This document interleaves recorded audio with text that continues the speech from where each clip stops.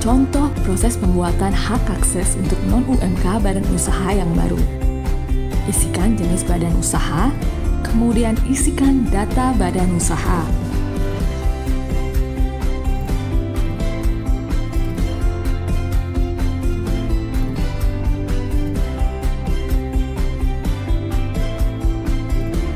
Kemudian isikan data salah satu direksi atau pengurus.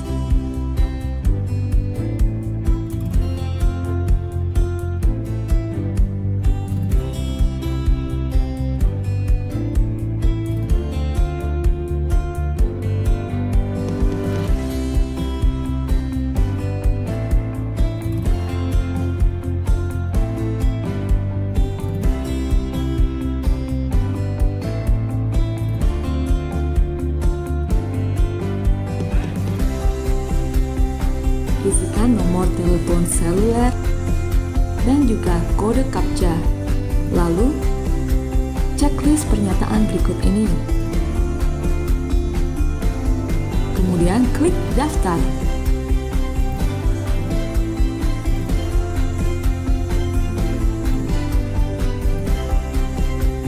Pelaku usaha akan menerima email pertama untuk aktivasi. Klik aktivasi. Kemudian pelaku usaha akan mendapatkan email kedua yang berisi username dan password. Pelaku usaha sudah dapat masuk dengan username dan password tersebut.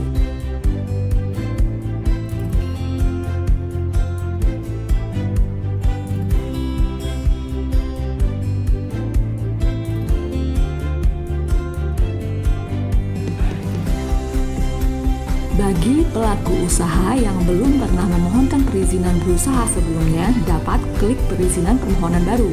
Untuk pelaku usaha yang sudah pernah mendapatkan perizinan, dapat klik pengembangan untuk menambah kegiatan usaha lainnya. Klik OK pada pernyataan berikut ini. Kemudian tambah bidang usaha, pilih bidang usaha, masukkan KBLI, dan jika keterangan pada BUPM berwarna hijau, maka dapat melanjutkan ke langkah selanjutnya.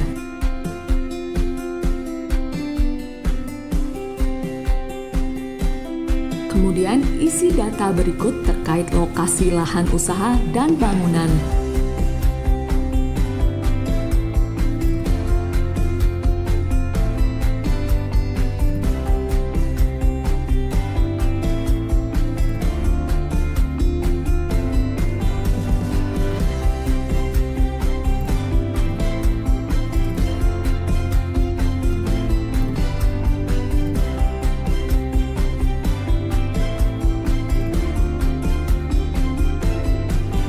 Kemudian isikan alamat usaha.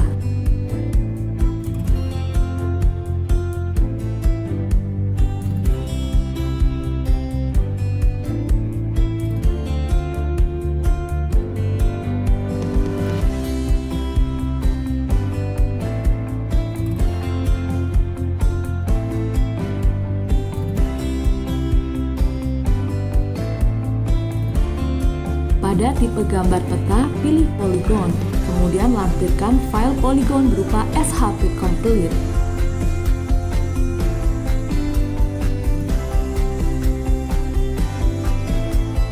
Pilih jawaban terkait objek vital nasional lalu cek RDTR. Jika RDTR untuk area pelaku usaha tidak ada, maka akan muncul pengecekan kriteria sesuai pasal 181 PP nomor 5 tahun 2021 dengan mengisi pertanyaan berikut ini.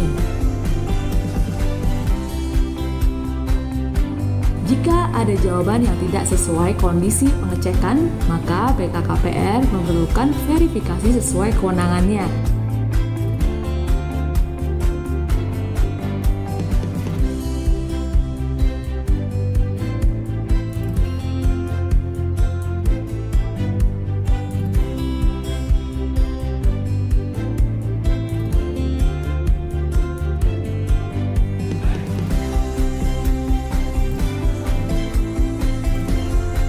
Kemudian isikan detail rencana bangunan.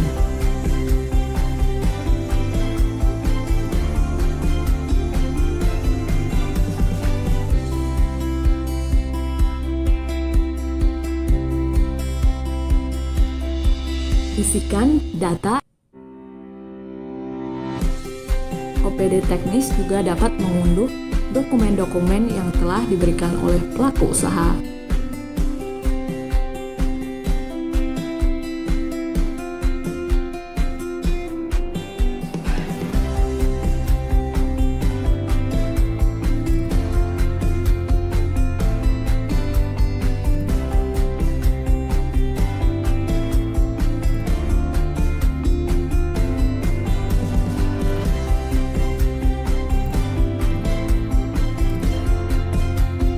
Pada PNBP pelayanan penerbitan KKPR, setelah terbit permen, nantinya OPD dapat klik kalk untuk kalkulasi PNBP-nya.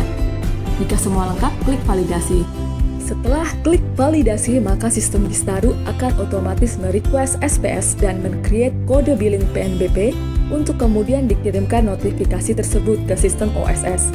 Sehingga pelaku usaha dapat melakukan pengecekan surat perintah store terkait tagihan PNBP dan pelaku usaha dapat segera membayarkan nominal PNBP sebelum tanggal expired yang tercetak di SPS.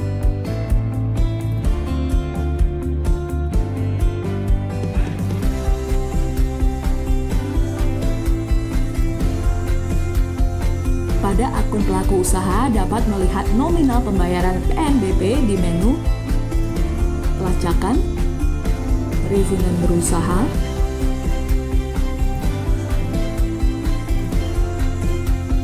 pilih kegiatan usaha, kemudian lacak status permohonan.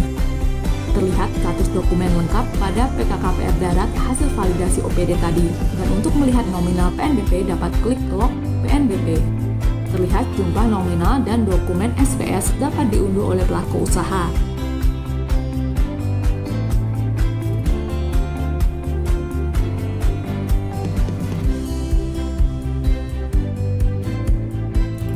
Setelah pembayaran, maka SLA akan aktif berjalan. Pengaktifan SLA ini, OPD dapat melakukan dengan klik persetujuan KKPR, pilih pada kegiatan usahanya dan klik ke halaman hasil validasi yang berwarna merah.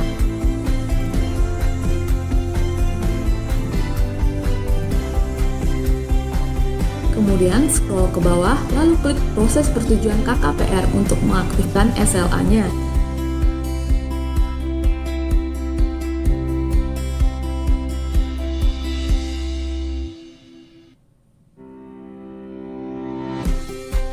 Proses selanjutnya adalah proses pertimbangan teknis pertanahan yang dilakukan oleh kantor pertanahan setempat.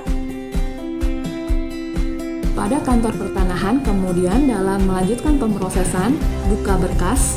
Pada langkah ini, Kantah sebagai pelaksana subseksi penatagunaan tanah dan kawasan tertentu membuat STPL.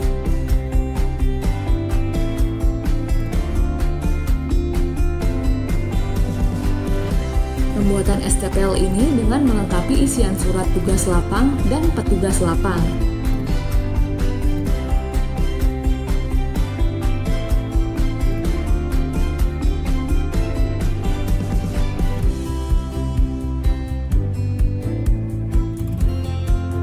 Petugas lapang terdiri dari ketua, sekretaris, dan anggota. Untuk sekretaris dan anggota bisa lebih dari satu orang yang diinput.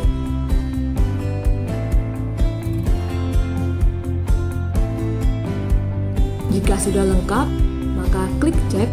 Kemudian, jika sudah selesai, dapat klik kirim.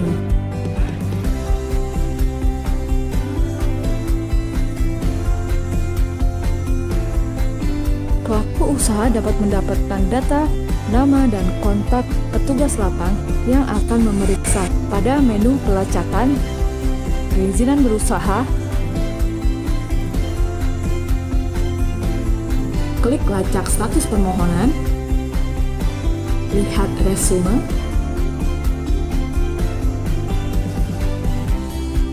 pada bagian keterangan terdapat nama petugas lapang yang akan inspeksi dan juga nomor kontak yang bisa dihubungi ketika akan dilakukan inspeksi.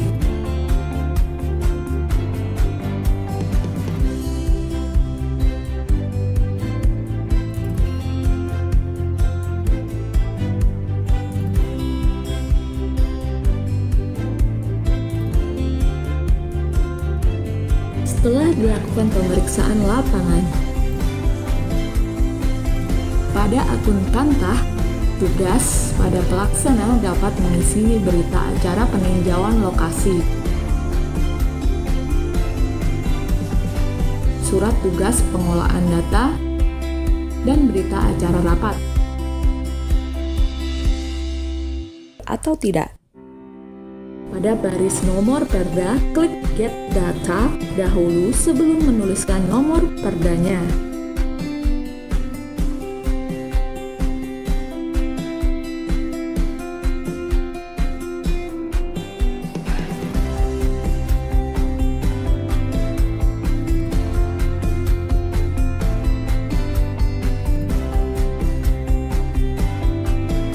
OPD teknis dapat mengisi isian berikut ini.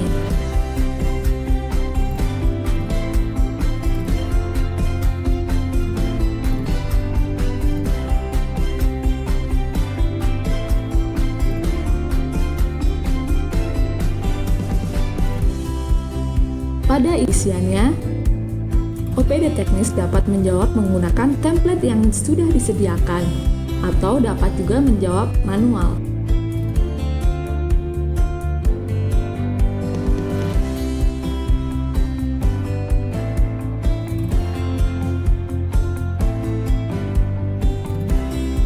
Jika dalam perda memang tidak mengatur terkait informasi tambahan yang tercantum, misalnya jarak bebas bangunan, koefisien dasar, jauh minimum, dan lain-lain, maka dapat dikosongkan.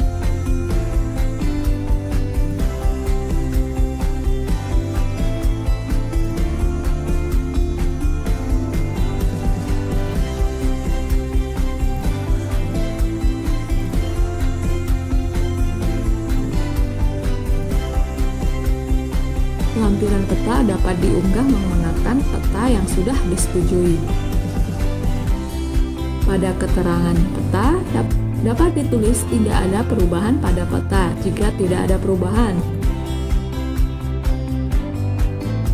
Silahkan upload lampiran peta hasil KKPR. Lampiran ini akan menjadi lampiran KKPR dalam produk akhir di OSS. Kemudian pada status dapat dipilih tolak atau disetujui. Simpan data jika sudah selesai. Pada akun pengelola DPMP TSP,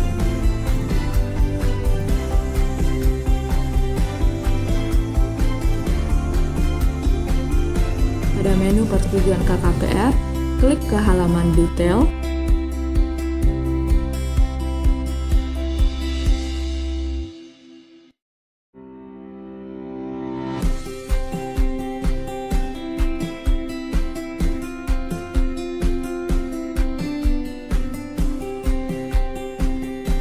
Pada hasil KKPR, pada status dapat ditolak maupun disetujui.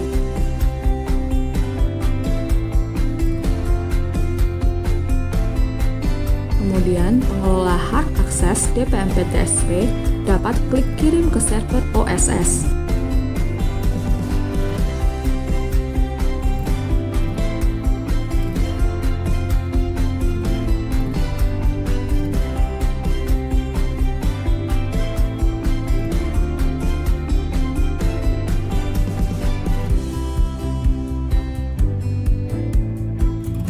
Pada akun pelaku usaha, dapat meriksa status PKKPR-nya di menu pelacakan, perizinan berusaha. Terlihat status PKKPR disetujui. Kemudian lacak status permohonan. Pada status permohonan telah terverifikasi. Selanjutnya, pelaku usaha dapat ke menu perizinan berusaha permohonan baru untuk dapat mencetak dan mengunduh PKKPR.